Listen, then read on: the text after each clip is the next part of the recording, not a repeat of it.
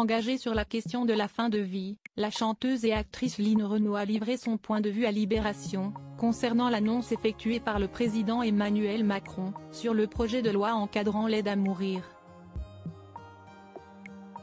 Satisfaite, elle a affirmé « Quelle merveille ! Je suis tellement heureuse que le président de la République ait pris cette décision. Tellement heureuse. Quand les médecins, la famille, les proches d'un malade savent qu'il n'y a plus rien à faire, que c'est une question de moi, et que ces derniers moments vont être une souffrance, alors il faut l'aider à mourir. »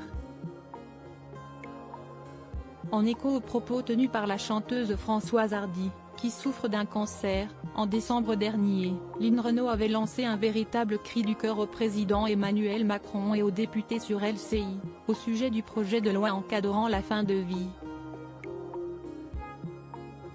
Ce dernier devait être présenté en Conseil des ministres, en février dernier. 74 députés étaient d'accord pour cette loi quand je suis allé leur en parler. Ils étaient tous d'accord, alors pourquoi attendre ? J'ai mal pour Françoise. Je suis en colère, avait-elle déclaré. Supérieure à Line Renaud, de chanteuse de music hall à marraine de la SIDAction, retour sur son évolution physique. Un projet de loi à l'étude. Également interviewé par Libération, le 7 mars dernier, le président de la République a annoncé que le gouvernement travaillait effectivement sur un projet de loi sur la fin de vie.